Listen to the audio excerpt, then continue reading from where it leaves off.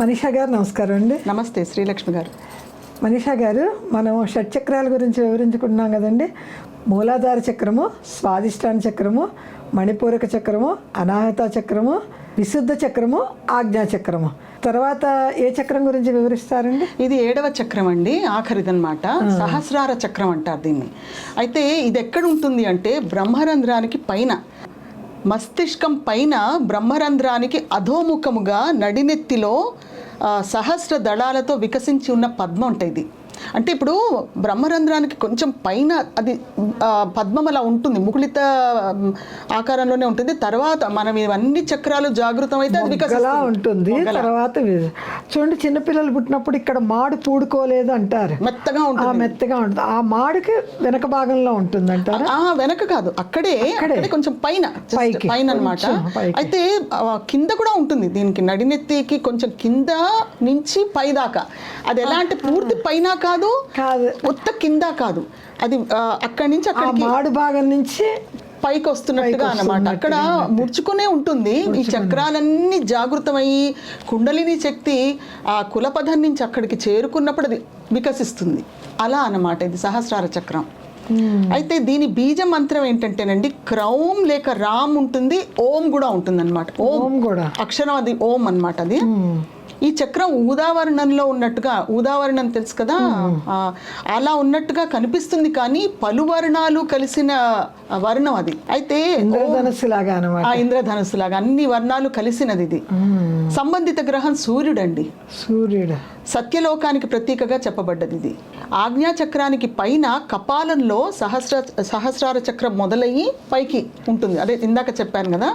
ఈ చక్రం 1000 రేకులతో కూడిన కమలం ఆకారంలో ఉంటుంది. 1000 రేకులు, 20 పొరలు ఉంటాయండి. 20 పొరలుండి ఒక్కొక్క పొరలోను 50 రేకుల చొప్పుగా మొత్తం 1000 రేకులు ఉంటాయి దానికి.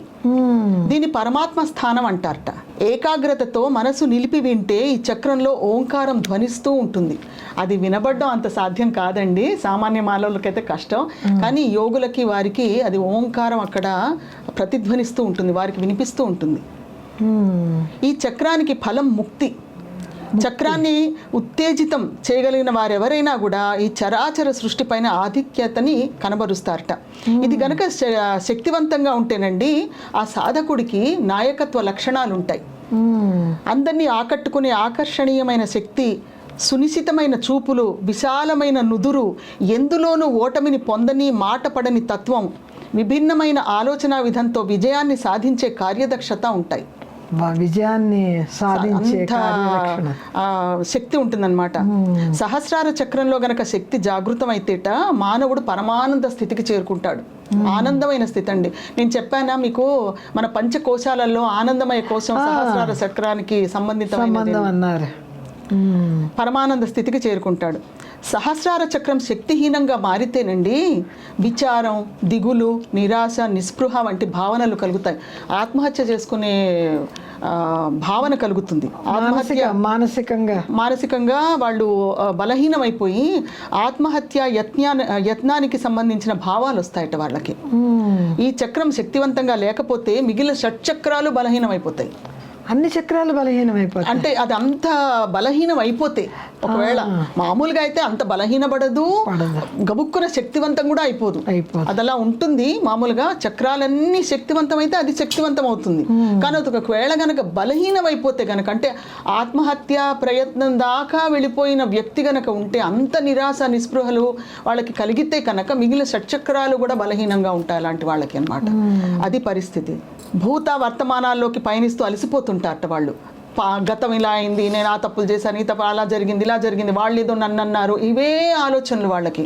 మనశ్శాంతి ఉండదు, వాళ్ళు దుఃఖం పొందుతూ ఉంటారనమాట. అది ఈ చక్రాన్ని శుద్ధి చేసుకోవాలంటేట తలపు, మాట, చేత యోగ్యంగా ఉండాలి. అన్నీ తలపు, మాట, చేత ఇవి ఎక్కడి నుంచి వస్తున్నాయి చూసారా మనం? తలపు, మాట, చేత అంటే మన 3 కూడా ఏకత్వంలో ఉండాలండి. ఇప్పుడు మనసు ఏదో ఆలోచిస్తూ ఉంటుంది, ఏవేవో తలపులు వస్తుంటాయి, మనం ఇంకేదో చేస్తుంటాం. ఏకత్వం లేదనుకోండి, తలాతోకలాగా ఏదో.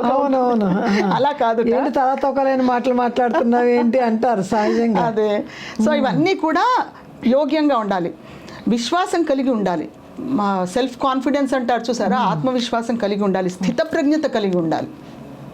ఎలాంటి పరిస్థితి ఎదురైనా కూడా మనం మన ధైర్యాన్ని కోల్పోకుండా, బాధ కలిగినా, చాలా అతి సంతోషం కలిగినా, ఎలా అయినా కూడా మన ప్రవర్తనలో మార్పు లేకుండా మనం అలాగే చక్కగా వ్యక్తిత్వాన్ని నిలుపుకుంటూ స్థితప్రజ్ఞతతో ఆలోచించుకుంటూ ఉంటే, అంటే తామరాకు మీద నీటి బిందువులాగా అలా ఉండాలి.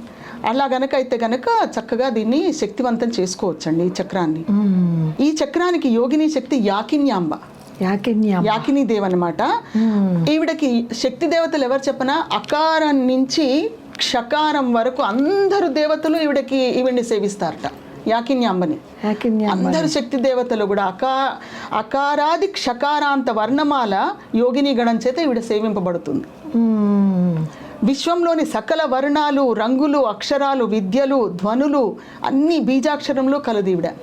పైగా ఇంకొకటి, ఈవిడ అన్ని రకాల అన్నాలని ఇష్టపడుతుందిట, అన్ని నైవేద్యాలు పెట్టచ్చు. మరి తామరాకు మీద నీటి బిందువు అంటే అంతే కదా, ఏది పెట్టినా అది ఆనందమే కదా. అంతేనండి.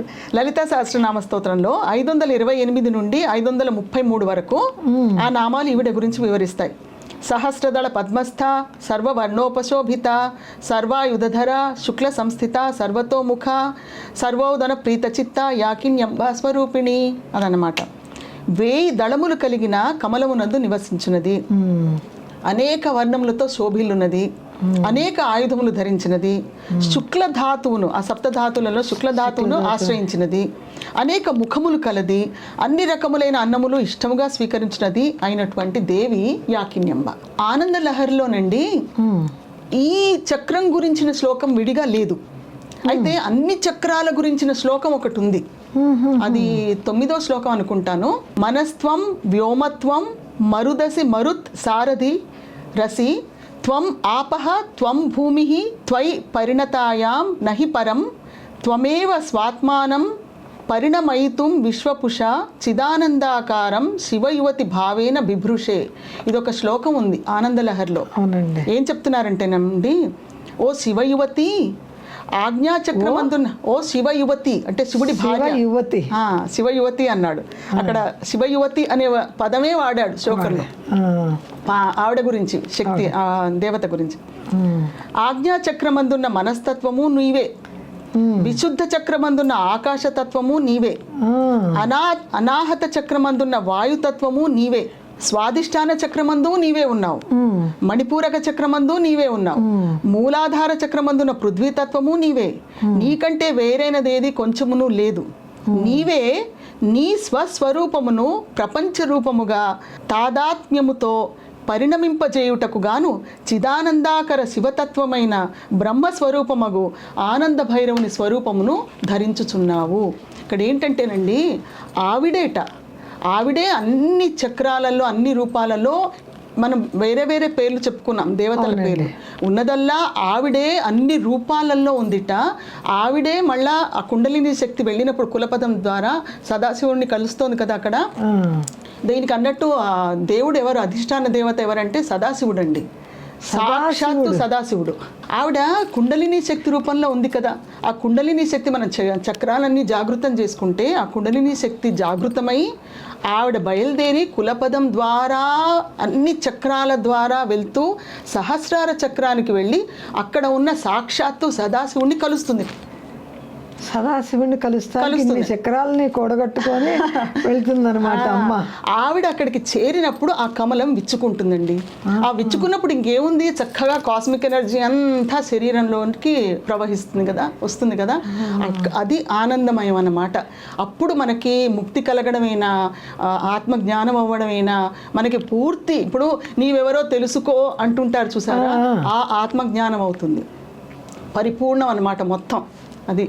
సో అది అవ్వడం కోసం అని చెప్పి ఇంతమంది దేవతల్ని మనం పూజిస్తూ ఆ చక్రాలన్నీ జాగృతం చేసుకుంటూ ఉంటుంటే ఆఖరికి ఆవిడ కుండలిని శక్తి వెళ్ళి సదాశివుడిని చేరడమే మనకి ముక్తి మార్గం. అదే కపాల మోక్షం అంటారు కదండి. కపాలం సహస్రారం మరి కపాలం విచ్చుకుంటే, అక్కడ పద్మం విచ్చుకుంటే గనక ఇంకేం కావాలండి. అంటే సదాశివుడి గురించి నేను ఏమేమి రాశానంటేనండి, శివ ప్రాతస్మరణ స్తోత్రం, మహేశ్వర పంచరత్న స్తోత్రం, శివ పంచాక్షర స్తోత్రం, శివ పంచాక్షర నక్షత్రమాల స్తోత్రం, శివ షడక్షర స్తోత్రం, శివాష్టకం, ఆదిశంకరాచార్యుడు రాసిన శివాష్టకం కూడా ఇంకొకటి ఉంది, అది కూడా రాశాను. శివనామావళి అష్టకం, బిల్వాష్టకం, బిల్వస్తోత్రం, చంద్రశేఖరాష్టకం, విశ్వనాథాష్టకం, వైద్యనాథాష్టకం, శివ అక్షరమాలా స్తోత్రం, సువర్ణమాలా స్తుతి, వేదసార శివస్తోత్రం, దారిద్ర్య దహన శివస్తోత్రం, శివ మానస పూజ, శివ భుజంగ స్తోత్రం, శివానంద లహరి రాశాను, దానికి అర్థం అన్నమాట. మహామృత్యుంజయ మంత్రం, మహామృత్యుంజయ స్తోత్రం, మృత సంజీవన స్తోత్రం, శివమంగళాష్టకం, శివ తాండవ స్తోత్రం, అంటే ఇక్కడ నటరాజును కూడా తీసుకొచ్చానండి, నటరాజుని గురించి చెప్పాను.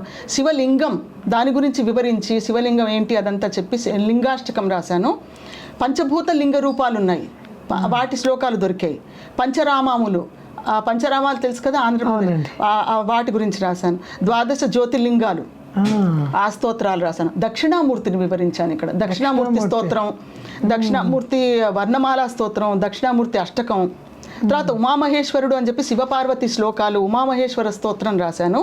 అర్ధనారీశ్వర స్తోత్రం కూడా రాశాను, అర్ధనారీశ్వరుడు గురించి కూడా.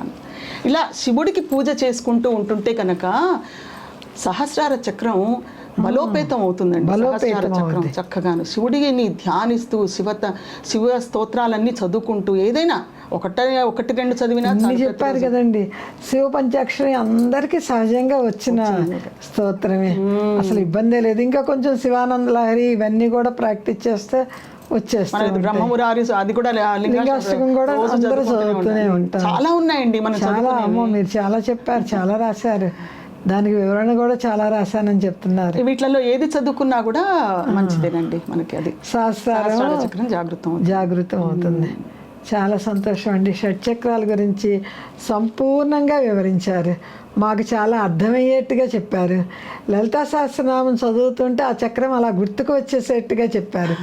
సౌందర్యలహరి, ఆనందలహరి చదువుతున్నా కూడా ఆ శ్లోకం రాగానే ఈ చక్రము అని బాగా హత్తుకుపోయేట్టు చెప్పారు.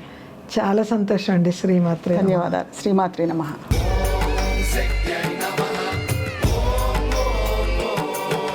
సదాశివ కుటుంబంలోని ప్రేక్షకులు భక్తిగా శ్రద్ధగా అమ్మవారి కామెంట్ పెట్టిన వారికి ఎవరి పేరు అమ్మవారు నిర్ణయిస్తుందో లక్కీ డ్రాలో చూద్దాము.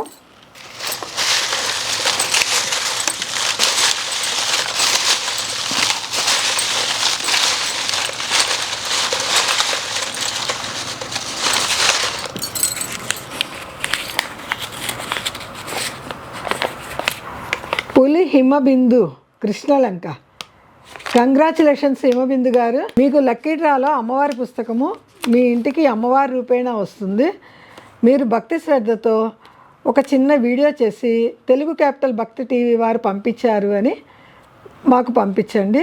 యూట్యూబ్లో మీ వీడియో కూడా వస్తుంది. విజయశ్రీ గారు చెప్పినట్టు ఆ పుస్తకాన్ని అతి భద్రంగా జాగ్రత్త చేసుకోండి, మీ కోరికలను తీర్చుకోండి.